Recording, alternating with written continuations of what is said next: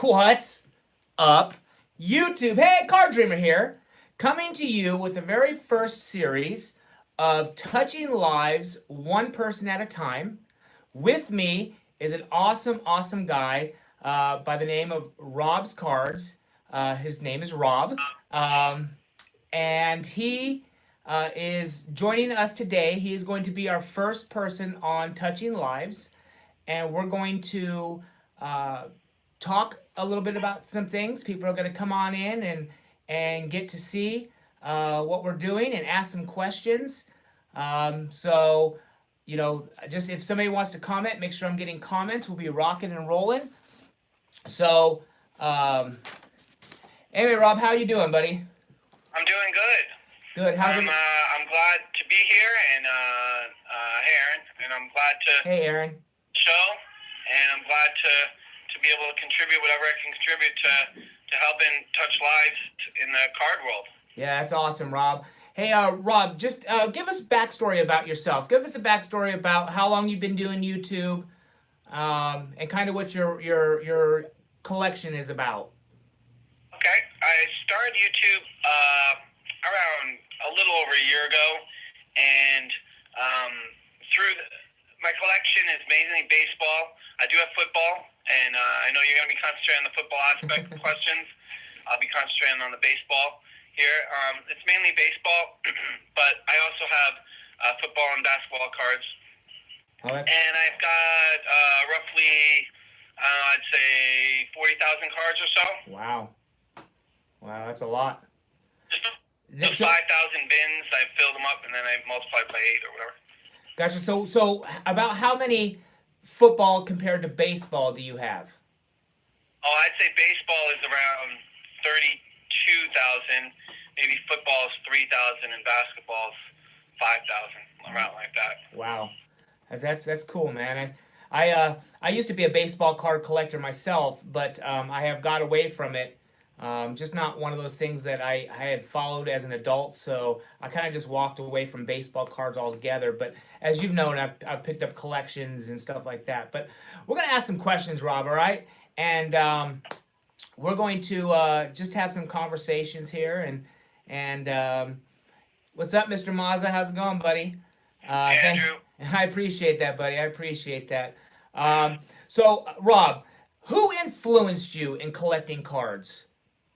Well, yeah, go ahead. As I thought about that question here, I got several that have influenced me in my life. The main one is, believe it or not, my parents, good old parents. I had a good friend named Robert in my school that I attended around third grade, and he was collecting cards. And I said I wanted to start collecting cards. I was around 85, second or third grade. Wow. Around 85. 1985, and my father, about a year later, I was just sort of into it a little bit, and my father gave me a Jose Canseco 86 Donruss rated rookie, which was like the king of all rookie cards at that time. That and the Don Mattingly 84. So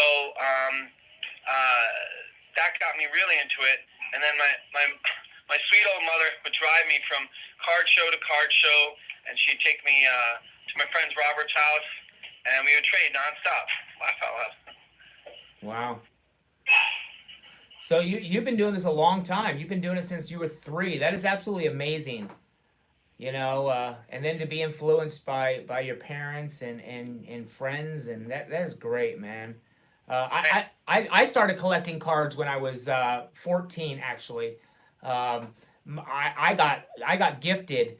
I was a young kid, and I had an older brother and a younger brother, and this guy comes knocking on my parents' door, and he asked my mom. He says, do any of your kids want to clean my garage? And my older brother's like, no, I have to work. I don't have time for that. My younger brother was still too little. He wasn't able to do it. So I said, I'd do it. I don't know anything about baseball cards.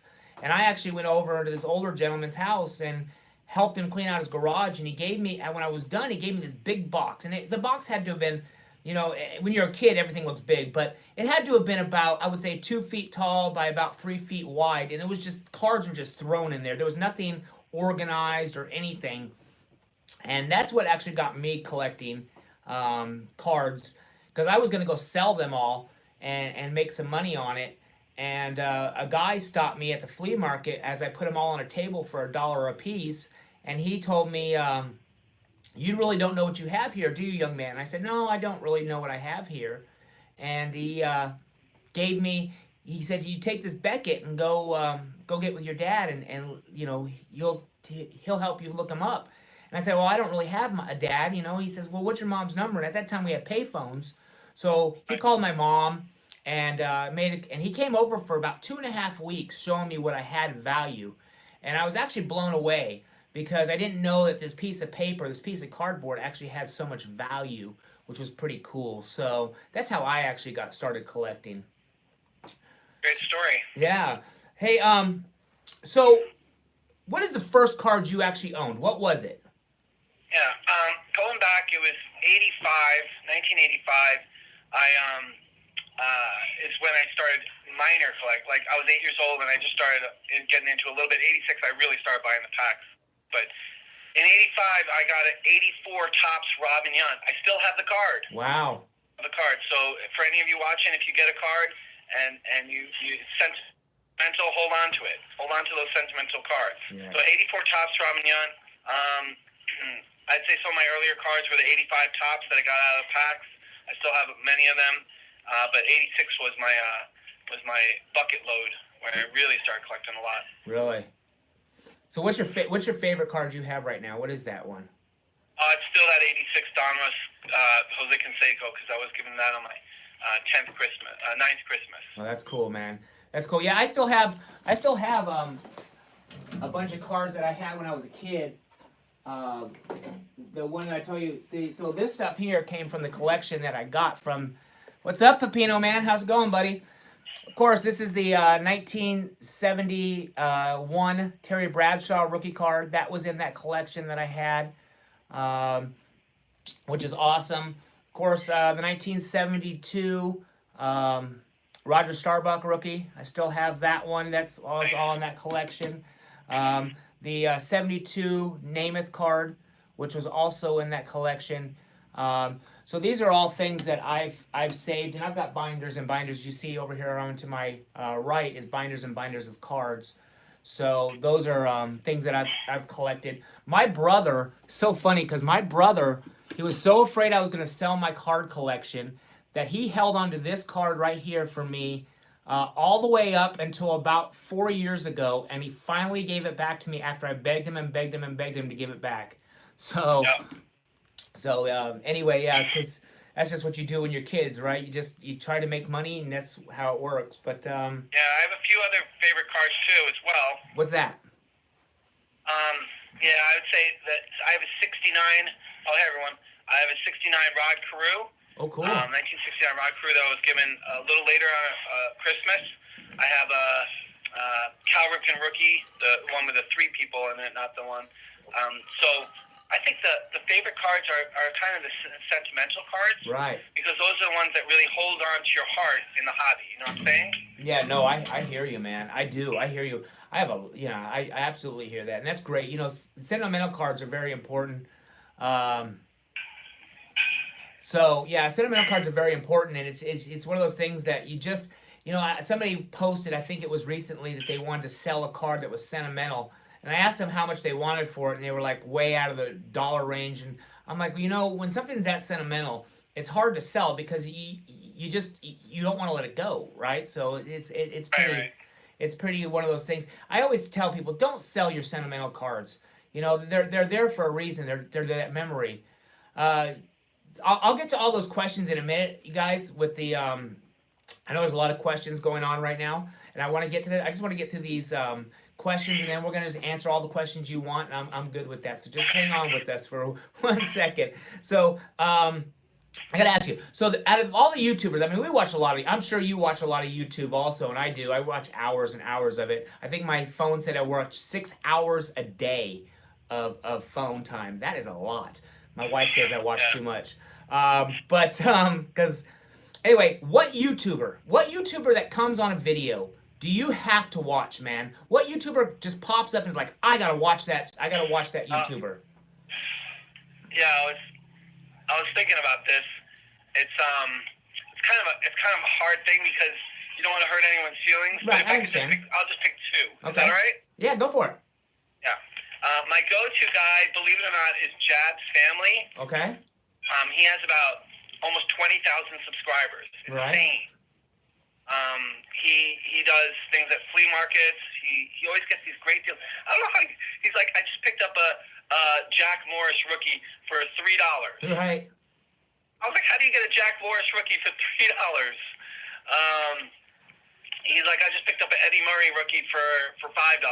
This is like a $60 card. Right. And he's in pretty good condition. So I'm like, oh man, I gotta find out how this guy gets cards for such a discount price.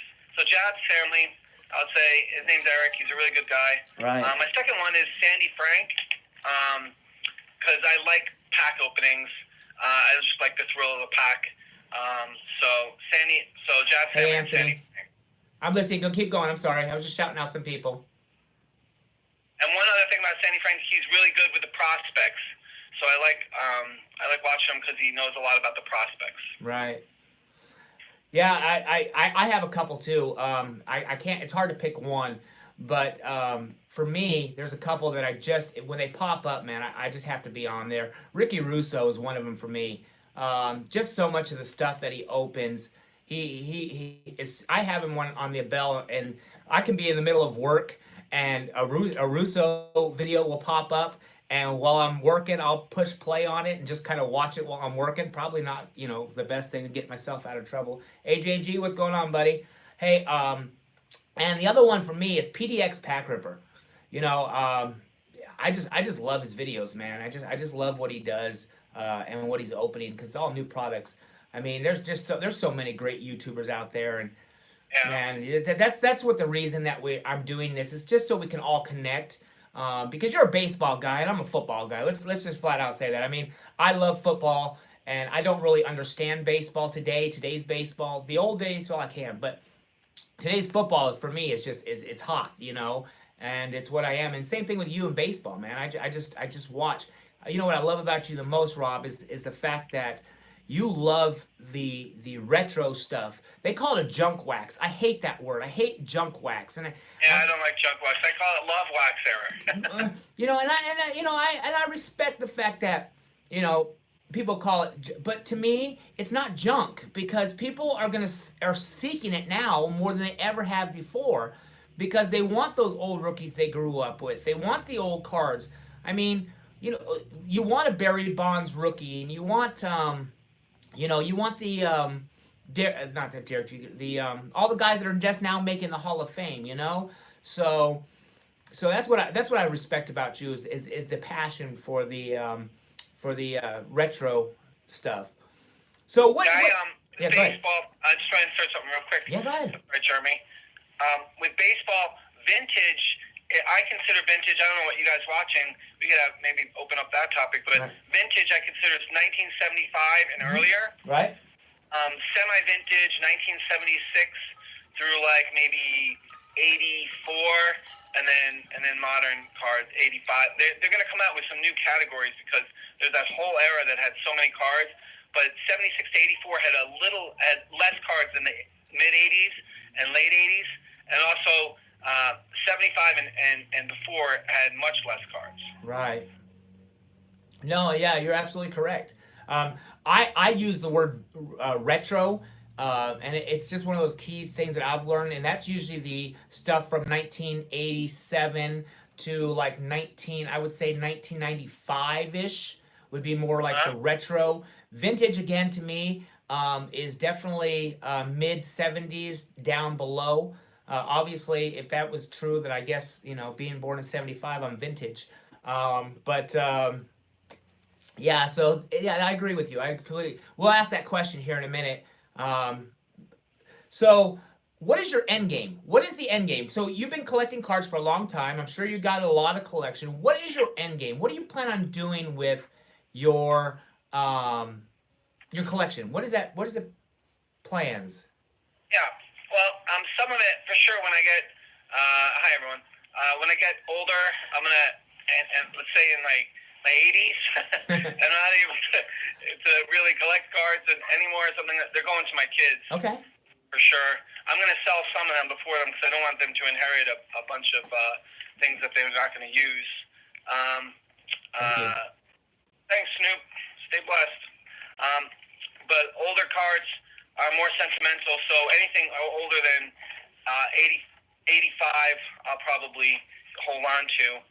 What I had to do the other day is I went through my whole collection, and any cards I had more than 3 of, I got rid of the extras for Tops and for Donruss and Fleer and Upper Deck and all that. If it was more than 2 of, I got rid of the extra ones. So I'm gonna really hold on to them for my kids. But the end goal is just to have fun. Okay. To have fun with the collection, get to know some other collectors, make some nice trades. I like trading and so forth.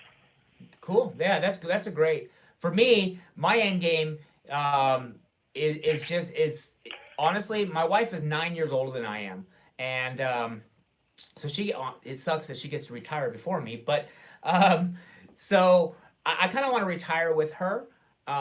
So my end game is to probably sell off my collection so I can take a little early retirement.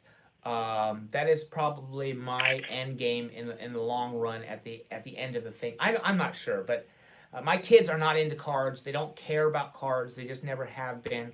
I've tried to get them involved, but they just don't. So that really to me is I think my end game with my collection. So,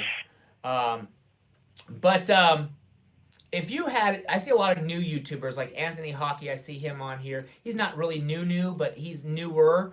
I see a lot of younger guys on here. If you could give some advice to some of the younger, newer YouTubers that are on here, what would you give it to them, man? I mean, we've been doing this a little while. I haven't been doing it 3 years. How long have you been doing YouTube now? No, just slightly over a year and a half. But I think for age-wise, I have something to offer. Right. The guys who are young. Right. What would you give them some advice, if you could give them some advice? Well, I would say the first thing is you don't go and just subscribe to every channel. If you subscribe to every channel, your feed's gonna be chaotic, and you're gonna have a hard time keeping up with it, and you're gonna be like, oh man, I have to watch 20 more videos. Don't just subscribe to every channel. Subscribe to the channels that you feel are gonna profit your channel. Right. The channels that are gonna profit your channel. The second advice here is keep it clean. There's a lot of kids that watch YouTube, and we don't want to them go and tell them their parents, and then their parents get on our case and all that stuff. So keep it clean. Avoid gossip. We want unity in the community, not disunity. Tune into some live streams. Get your channel's name out there. Like you guys are right now. We got 15 watching or whatever, and this is getting the names of some people. I'm seeing some people on here that I'm not totally familiar with. So that's good. And the last thing is find your niche. Right. Is it box breaks, PC, personal collection, autographs in the mail, vintage, semi-vintage? Find your niche. Yeah. So those are my 5 pieces of advice. That's good. That is actually very good advice. My advice to some of these younger guys is, one, don't beg for cards. We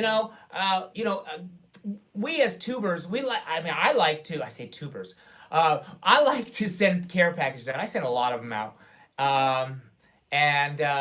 So I don't mind sending cards out, but don't beg for them. I mean, or you send me a care package or give me a shout out, or look, I have no problem with that.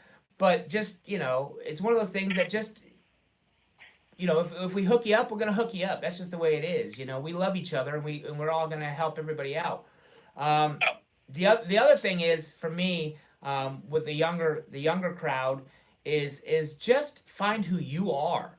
I mean, don't try to be somebody else. Don't be a Pepino man. He's unique, Don't be Eli the Goat. Don't just find who you are and be yourself. And be yourself. Yeah, absolutely, because that's what people respect. People respect who you are. Don't be an Andrew Mazza. That's funny. Just people are gonna respect that. And also, one other thing is integrity, man. To me, integrity is big. If you say you're gonna do something, do it. Don't say, hey, I'm going to trade you, because a lot of you guys that are probably watching know that I was burnt. I've been burnt a couple times on trading and stuff like that, and I'm sure a lot of people have been burnt. But if you're going to be a younger new YouTuber and you say, hey, I'd like to trade you this for this, and you receive your stuff, send it up, send your stuff off. You know, just be honorable. That's the biggest thing. So Yeah. we got some minutes left. We got about 10 minutes left. We got some questions, so let's pop up some questions, guys. What do you guys got for us? And we can help you out. And don't be a Mazda. That's what he said. Don't be a Mazda. That's funny. That is so funny. I love you, Andrew Mazda. I do. Okay, so my thoughts on Flacco to the Broncos is, you know what? I wish Flacco the best, man. I have a lot of. There's a question for you there, Rob, in a second. Yeah. But I have all the respect for Joe Flacco, and I wish him the best. And for me, I think Flacco's a good fit. I think Flacco has another good 5 years in him. So I think he'll fit in Denver. Flacco, if anybody knows Joe has a strong arm, and he throws like a bullet. And he's got to have young receivers. The Ravens haven't had a lot of young receivers, so they've picked up a lot of veterans. And veterans are so used to getting the ball softly put in their hands. And Joe got a heck of an arm. And I think that Joe, with these young receivers that Denver has, might fit in real well. I think it'll move real well for Joe, and I think he's going to do very successful. How successful? It all depends on the Denver Broncos, not just a quarterback. A quarterback doesn't make the team.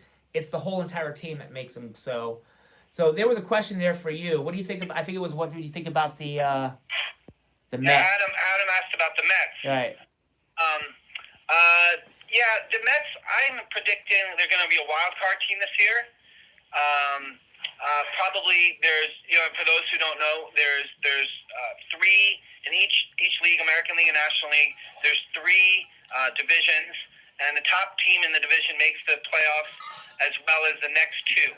And the next two play a wild card game to go head on head against the top team of the whole league.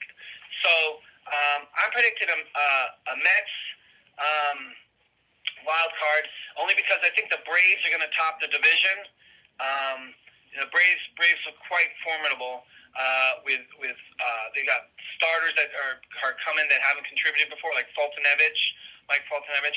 Now, that said, I think we have one of the best pitching staffs in baseball with DeGrom, Syndergaard, Wheeler, Motts, and Vargas. One of the best pitching staffs, I think, in terms of hitting.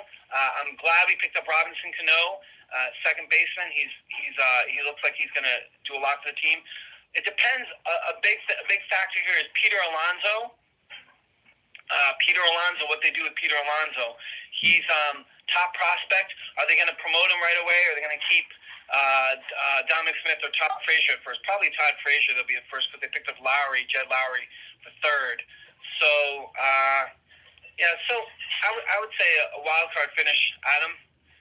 That would be my prediction. And congratulations, by the way, Adam. You guys got Paul Goldschmidt. That's great addition. That's cool. Hey, congratulations, Jack, on the Hall of Fame. I just want to say that, man. Yeah, awesome. Jack. So, what else questions you guys got? Who we got on the phone? Oh, we have Rob's Cards. He is on the phone. That's who we're doing the interview with, Big D. So we're just talking and just hanging out. Yeah. All right. Who's your favorite Cowboys player of all time? Well, that's kind of hard because, but if I'm going to choose a Cowboys player of all time, I would say Tony Dorsett. Great player. For me, he was a great player.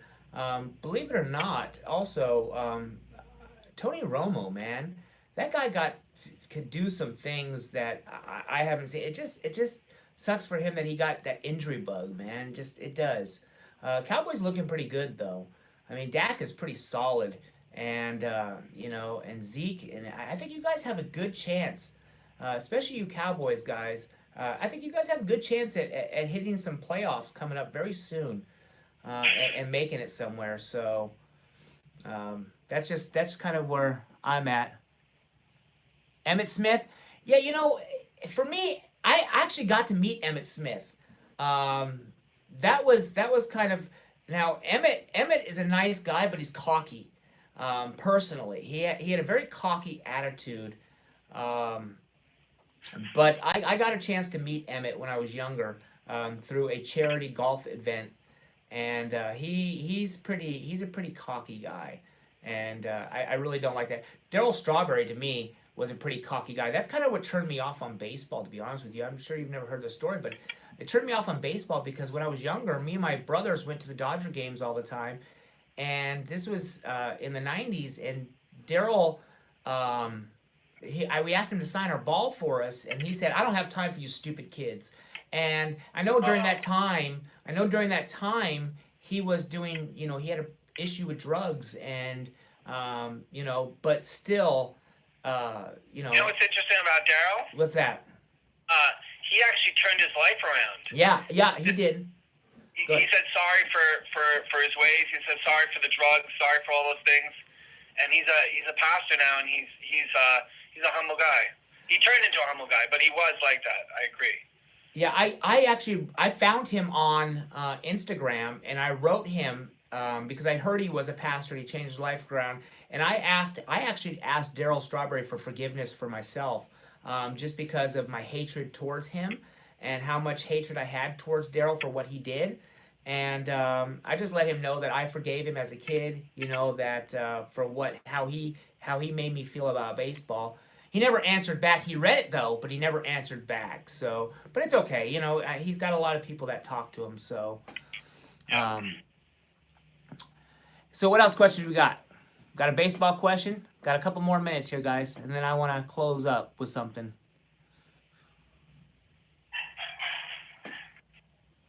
I can see. While we're reading on that, Yeah, go ahead. question to pop up. This fourth one I really want to emphasize. The live streams really gets you, for those like who are younger and stuff, or newer in the channel. Right. The live streams really gets your name out there. Absolutely. People like Big D just said, "Who's this Rob guy?" Well, that's good. That's good that we get to meet other people in the community. So tune into live streams. Yeah, absolutely. So, Rob, we got a few minutes. Favorite baseball memory. What is your favorite baseball memory, Rob? I would say I'm a Mets guy. I'm a big Mets guy. So 86 World Series. That's the year 85 I started following them, or 84 or 85 I forget. But I remember being on the couch and them Mookie Wilson hitting that ball that went through Buckner's legs and jumping up and down and the Mets win, the Mets win. And that was Game 6 of the 86 World Series. And mine's a little weird because my favorite baseball memory, I was watching the World Series and I was in California when the San Francisco Giants were playing the Oakland A's and the earthquake hit. And that was 89. Yep. And I remember that very well. We were watching it on television, and that was pretty crazy. So, what's our favorite card that we own? For me, I would say my favorite card is the one that I got from AJG and PDX Pack Ripper as a Christmas gift. Was this one of one Alex Collins. It was to complete my rainbow. This is to date my favorite card. So that was good because of the way I got it and the way it was such a surprise. And I tell you, I cried. I teared up so bad. So, and Rob, your favorite card you said once before already. Yeah, I'd say there's two of them. The 86 Donis Canseco, because it was very sentimental to me. And also 69, the 69 Rod Carew, because it's sentimental. That's a good card. Rod Carew is a Hall of Fame player. He's a great guy to collect. I know I forgot, Three Rivers, I think, had started collecting Rod Carew, and I was really following him while he was collecting Rod Carew. So we talked, Rob. I just want to end real quick, and you guys, I appreciate all the questions. And 30 minutes goes by so quick, right? So the reason I started doing this segment is because it's called Touching Lives. So Rob, if you were to think of a YouTuber that you watch or that watches you, and you would think, man, you know what? I would really like to send that guy some packs to open. Who would you send that to? Hey, he's on here now, Anthony Hockey. I know we've exchanged some things, but I would send it to him. I would send it to kids who I would probably send it to kids. Okay. Just because the joy that they get of they're a little more fresh than we are. I hear you. So Anthony Hockey, you know what, Rob? We're gonna do that. So the Card Dreamer put a package together of a bunch of packs of cards that I went up and picked up last night from Walmart, ranging from football, baseball, and basketball. And we're going to send this package to Anthony Hockey. And I think he would enjoy it. I'm going to put his address on, and my wife will mail it out this week. And it's just a bunch of packs that he gets to rip. And we really... I want to change people's lives. I want to reach out and touch people. So that's what we're going to do. We're going to send that to him, and he can rip them on his channel, and hopefully we all get to watch. Once we hang up the phone, I'll give you his address. Yeah, I actually have it, but make sure, go ahead and give me his address again, just so I have it. But for you, Rob, what I want to do, and I have a gift for you too. I know you didn't expect this. But you're an amazing guy, man, and I appreciate your channel. I watch it, even though I don't really get into baseball, but I do enjoy the way you give yourself. I love the way you are a father with your children. So what I did is I contacted Snodzilla, and on February 27th, he is having a 2019 Topps Heritage break. And you, my sir, have the Mets in that break. So, that's awesome. So that is a gift from me to you. Just so you all know, that this package here wasn't purchased by the Card Dreamer. Okay? This package was actually purchased by some of my coworkers that I work with. They donated some money to put a package to touch somebody's life. So this is actually financially taken care of by some coworkers at work that bought these packs so that we could send this to somebody and like I said, touch somebody's life. So, like I said, Rob, it's been amazing talking to you, man. And I thank you for what you do. I thank every one of you guys on this channel that watch this. It really is about touching your life, and even if we just are touching lives, isn't about gifts. It's about communicating. It's about understanding each other. Because, like I said, I don't understand baseball that much. You guys do. You talked about Jacob deGrom and all these. I don't even know who those guys are. So that's what's great about it. So I learned something. Rob, I hope you learned something too, and we just connect to be better friends and. Yeah, definitely. Thank you so much for that gift. I was totally unexpected, and thank you for having me on the program. Absolutely. So you got anything else to say? No, just whoever's collecting out there, whoever's going to watch us now or watching later, just keep up the good work, Card Family for Life, and we appreciate you guys, and you guys are great. Awesome. All right, you guys. So. The next episode will be in 2 weeks, and we will have another guest, and thank you guys for taking the time to watch. Thank you for everybody who commented, and as the Card Dreamer always says, peace, truly, God.